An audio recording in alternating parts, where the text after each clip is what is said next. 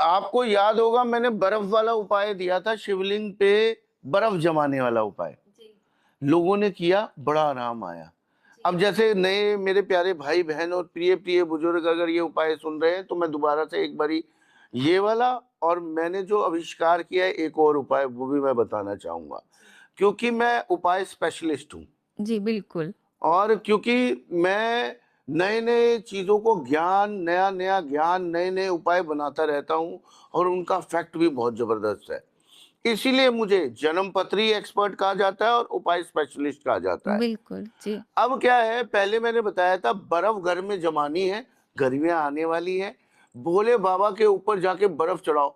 मैं कह रहा हूँ 43 दिन या 12 दिन भी ये कर लिया या 1 हफ्ता भी ये कर लिया, बर्फ जमा के मैं कहता हूँ घर में जाके अगर भोले बाबा पे चढ़ा दी तो चमत्कार को नमस्कार है। क्या मतलब किस चीज़ को अच्छा करता है ये? पैसा, सुख शांति, मैं कहता हूँ हर चीज़ बरसेगी ऐसे इंसान के ऊपर। अच्छा, करके देखे, मैं कहता हूँ करके देखे, ऐसा मन शांत हो जाएगा। हाँ हाँ हाँ हाँ हाँ। और पैसा तो भोले बाबा देंगे ही देंगे। जब भोले बाबा के ऊपर गर्मियों में बर्फ डाली जाएगी, उनके गर्म शरीर को आराम मिलेगा, तो सोचिए आपको जीवन में पैसा, समृद्धि, सुख शांति सब आपके पास आएगा। जी, बिल्कुल। क्या बात अब है। मैंने एक नील का उपाय बताया था। जी, मैंने बताया था, याद होगा आपको? मुझे याद है, नील का बिल्कुल। उपाय बताया था, फिर सब नील के पीछे पड़ गए थे। जी, जी, सब पॉडकास्ट में नील नील नील का उपाय बताया गया था। मैंने बताया था कि नील जो होता है उसे आप लोग क्या करें, पॉट में एक एक मग्गा ले लें, उसमें पानी डालें, उसमें नील डालें, घोलें और वो लगातार 6 दिन अपने टॉयलेट में बहाना है आपने और फ्लश करना है। इससे छठा घर कौन सा होता है? रोग, ऋण, शत्रु का। मतलब बीमारियां भी दूर, ऋण मतलब कर्जे दूर। कर्जे कैसे दूर होंगे? जब काम चलेगा, पैसा आएगा, जी। है ना? रोग, ऋण, शत्रु मतलब दुश्मन, तीनों खत्म इस उपाय में। ठीक है, अब एक और उपाय मैं आपको बताने जा रहा हूं, ऐसा जो उपाय सबसे बड़ा मास्टर स्ट्रोक है। अब जो मैंने एक और आजाद किया है, बिकॉज मैं जो हूं साइंटिस्ट हूं एस्ट्रोलॉजी में। जी, अब आपने क्या करना है, अब इन दोनों ग्रहों को मैंने क्लब किया। अब मैंने क्लब कैसे किया? बर्फ आपने जमानी है, उसमें नील डाल देना है। 2-3 बूंदे। अच्छा, बर्फ जमानी है, ध्यान पूर्वक मेरे प्यारे भाइयों बहनों और प्रिय प्रिय जनों सुन लो। अगर मेरे नील वाले उपाय से और बर्फ वाले उपाय से अगर आपको आराम आया है तो मैं कहता हूं इस बारी चमत्कार को नमस्कार करने के लिए तैयार हो जाइए। आपने 4 क्यूब लेनी है, ना 5 ना 6। ये बात मेरी बिल्कुल विशेष रूप से ध्यान रखनी है आपने। 4 क्यूब लेने के बाद चारों क्यूबों को आपने जाके जल प्रवाह कर देना है। मैं कह रहा हूं कैसा भी काम होगा, कोई भी काम होगा, बीमारी होगी, रोग होगा, ऋण होगा, शत्रु होगा, शादी नहीं हो रही होगी, पैसा नहीं आ रहा होगा, पैसा अटका हुआ होगा, किसी भी प्रकार का कोर्ट केस, तलाक का केस, जमीन का केस, कुछ भी प्रॉब्लम होगी दूर हो जाएगी। और हाँ, कई लोग कहेंगे गुरुजी हमारे आसपास तो नदी ही नहीं है, तो टेंशन ना कीजिए, चिंता ना कीजिए, आपके गुरुजी आपके लिए भी लेके आए हैं। आपने क्या करना है, चारों क्यूबों को आपने वॉश बेसिन में डालना है, ऊपर से पानी चला देना है। वो बर्फ पिघलती जाएगी, वो नील पिघलता जाएगा, वो सारा जाके गटर में चला जाएगा और आपकी जिंदगी की जो भी रुकावटें होंगी वो दूर हो जाएंगी।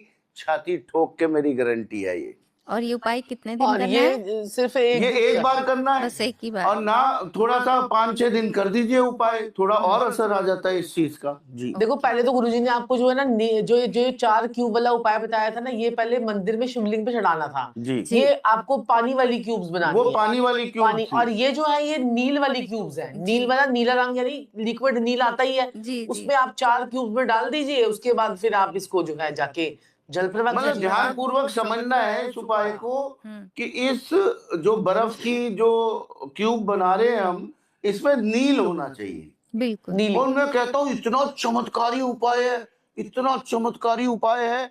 और मुझे पता है मेरे प्यारे भाई बहन और प्रिय प्रिय बुजुर्ग जितने भी हैं उन्होंने पहले मेरा नील वाला उपाय कर रखा है और मेरा बर्फ वाला भी उपाय कर रखा है। अब मैं मेगा ब्लास्ट लेके आया हूँ, मेगा उपाय लेके आया हूँ। ये करते ही मैं कहता हूँ चमत्कार का नमस्कार है, करते ही चमत्कार को अच्छा, किसी की नमस्कार। राहु की महादशा चल रही है और राहु की अंतर्दशा चल रही है, क्योंकि राहु की महादशा जो होती है ना वो तो हमारी 18 साल की होती है। जी तो राहु की दशा, महादशा, अंतर्दशा किसी की भी चल रही है, जी या किसी का वर्ष कुंडली में राहु खराब भी आ गया तो भी वो ये उपाय कर सकता है। 4 नील की आइस क्यूब्स लेकर अपने सर से वार कर उसको जो है कि या तो जल प्रवाह कर दे, या फिर उसको जाकर जो है अपने वॉश बेसिन में जाकर उसको पानी चला दे। थोड़ी देर, हाँ, 5 थोड़ी देर मिनट रखकर पानी 5 चला मिनट दें। चला दे, अपने ऊपर से वार जरूर ले। तो ये क्योंकि हमारी जो महादशाएं होती है ना ये भी हमारे लिए बहुत ज्यादा इंपॉर्टेंट होती हैं, क्योंकि महादशाएं जो है ना, क्योंकि ये आपको ग्रहों के हिसाब से हर इंसान को अलग अलग महादशा लगी होती है। किसी को सूर्य की लगी है तो सूर्य की महादशा 6 साल की होती है, चंद्रमा की 10 साल की होती है। अब मंगल की कहे तो 7 साल की होती है, राहु की 18 साल की होती है। अब राहु के बाद फिर बृहस्पति आता है, बृहस्पति की 16 साल की होती है। बृहस्पति के बाद जो है शनि की जो है वो 19 साल की हो जाती है। शनि के बाद फिर बुध आ जाता है, बुध की 17 साल की होती है। बुध के बाद फिर आपका जो है केतु आ जाता है, केतु की 7 साल की होती है। फिर शुक्र की आती है, वो शुक्र की फिर 20 साल की होती है। तो ये महादशाओं का भी बड़ा खेल होता है। आपकी कौन सी महादशा चल रही है, आपने पहले अपने महादशा नाथ को जो है ना, महादशा नाथ जिसको बोलते हैं, वो क्या होते उसको हैं? जो है ना पहले आपको स्ट्रांग करना है। सपोज कीजिए मेरी बृहस्पति की चल रही है, मुझे बृहस्पति का तो काम, मैं बृहस्पति के काम कर रही हूँ, तो बृहस्पति को मेरे को स्ट्रांग रखना है, मतलब अपने बृहस्पति को मुझे नेगेटिव नहीं करना। अब संजीव जी की जो है कौन सी चल रही है, संजीव जी आप चंद्रमा की चल रही है। तो चंद्रमा मतलब क्या होता है, माँ का कारक होता है। चंद्रमा मतलब मन होता है, तो अपने मन को अपने कंट्रोल में रखना है। और जैसे जब किसी की आपका बुध मन ही की भागता रहेगा भागता रहेगा भागता रहेगा तो फिर आपके चंद्रमा की महादशा भी नेगेटिव हो जाएगी। आपको अपने मन को कंट्रोल में रखना है। किसी की बुध की चल रही है तो अच्छा, किसी की बुध की चल रही है तो उसको क्या करते हैं, अपनी वाणी को कंट्रोल में रखना है। जिसकी बुध की चल रही है उसको बातें कम करनी है, सुनना ज्यादा है। अच्छा, हाँ, सूर्य की चल रही है तो उसको ईगो कम करनी है, अपनी ईगो में नहीं रहना है। चंद्रमा की चल रही है तो मैंने आपको बताया मन की इच्छाओं का कंट्रोल में करना है। और अगर मंगल की चल रही होगी तो उसको गुस्सा ज्यादा नहीं करना है, अच्छा। क्योंकि वो जितना गुस्सा करेगा उतनी उसकी मंगल की दशा उसको जो है वो पॉजिटिव जोन में लेकर ही नहीं जाएगी। और शनि, शुक्र? शनि की चल रही हो तो आपको जो है ना मजदूरों का पैसा नहीं खाना, आपको अपने वर्कर से, को वर्कर से आपने जो है ना अपने अच्छा टर्म्स बना के रखने हैं। जी। अब यही अगर शनि कुंडली में खराब होगा तो उसके वर्कर ही उसको जो है ना धोखा देंगे। अभी मेरे क्लाइंट आई, उसने मुझे बताया, उसकी शनि की महादशा मैंने देखी, उनकी चल रही थी हस्बैंड की, और उन्होंने घर में ऐसी आपस में बात कर ली कि वो जो प्रॉपर्टी है ना उसका सौदा हो गया है, और क्या कहते हैं कि जो है ना उसके पैसे आने वाले हैं। आप मानोगी नहीं, कान से बस उन्होंने जिस ये बात सुनी कि पैसे आने वाले हैं, रात को 2 बजे उस जो नौकर था उसने बाकी के बाहर के बंदे बुलाकर उनको, वो उठ गए एकदम से कि देखा कि खटर-पटर की आवाजें आ रही हैं, उनका मुंह जो है ना सिरहाने से दबाकर उनको मार ही दिया।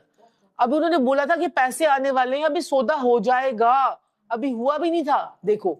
तो मतलब ये शनि, और शनि का बैठा था, उनका बैठा हुआ था शनि जो है अष्टम भाव में, कि भाई 8वें घर में शनि कहता है अगर तूने शराब पी हाँ तो तेरे सर पे मौत की नंगी तलवार टांग दूंगा। बस।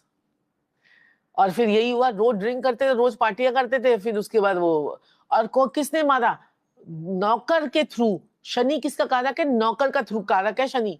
अगर आपका शनि खराब होगा ना, आपको ढंग के नौकर नहीं मिलेंगे। आपके क्या कहते हैं कि अब इसका भी उपाय होता है, नॉर्थ वेस्ट में अपने नौकर के साथ में अपनी फोटो लगा लो। अच्छा, ओके। हाँ, ये भी उपाय है। मेरे से बड़े लोग पूछते हैं कि हमारे वास्तु का वास्तु का उपाय है ये।